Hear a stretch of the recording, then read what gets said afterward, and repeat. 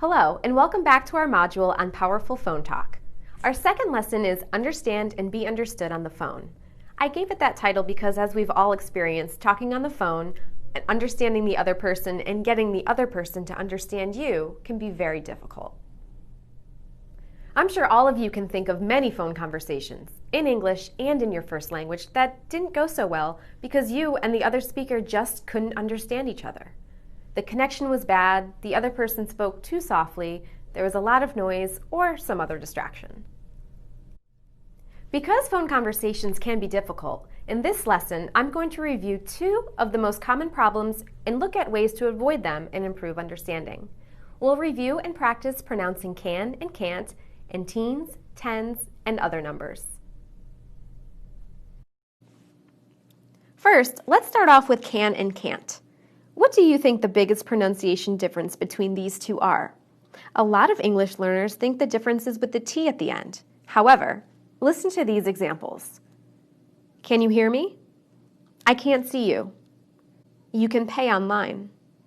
You can't pay with cash. Did you hear the T? I didn't use the T sound in any of those sentences, and many people don't. Then, what was different?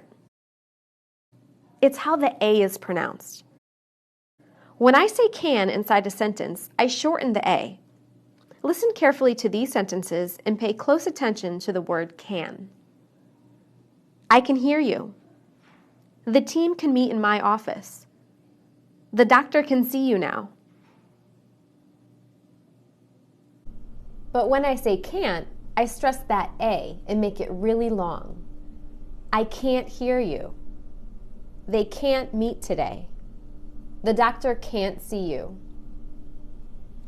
Okay. That stressed A, the long A, is what makes the difference. Rather than listening for a T from now on, listen for how the A is pronounced and you will know whether it's can or can't. Of course, if you or the other person just don't hear the difference, saying cannot rather than can't will help solve the problem. So what do you hear? Do I say can or can't? I can set up the meeting. Yes, I said can. There was no long A sound. They can't buy it there.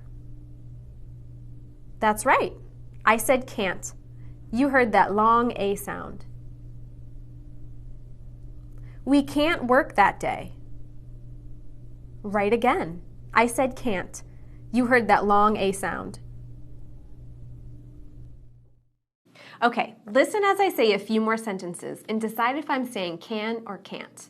We'll do a check at the end. My friend can do it. He can't attend the meeting. I can do this. How did you do?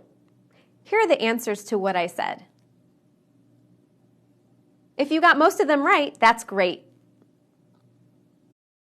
Next, let's look at another challenge on the phone. Numbers, especially the difference between teens and tens. I want you to listen as I say the numbers and identify how they are different. 13, 30, 14, 40, 15, 50, 16, 60, 17, 70, 18, 80, 19, 90. Both the stress and the sound of the T are different. We stress teens on the second syllable and tens on the first. The T in the teen number sounds like T, but the T in the tens sounds more like D. Listen for the stress of the sound of the T in the following sentences. The meeting in room 114 begins at 9:50. John is 40. Janet is 17. Bob is 70, and Sarah is 19. About 15 of my employees live near the office. 90,000 people visited the website in less than 30 minutes. There were 80 people at the conference. And here it is with the stressed marked. With practice, you will soon be able to see and hear the difference easily.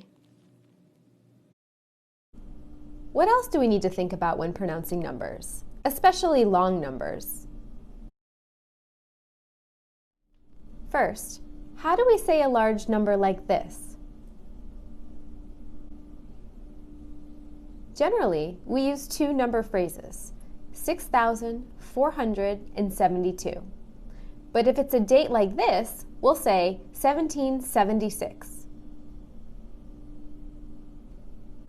We divide the numbers and prices at the decimal point and similarly split the numbers when we talk about the time in two. So this would be a 59.99 sweater, and this would be 11:55 p.m. If we don't follow these standard pronunciations, it can lead to miscommunication. One of the easiest ways to avoid this is to simply repeat the number by saying one digit at a time. For example, my address is 1428 Peachtree Street, or 1428 Peachtree Street.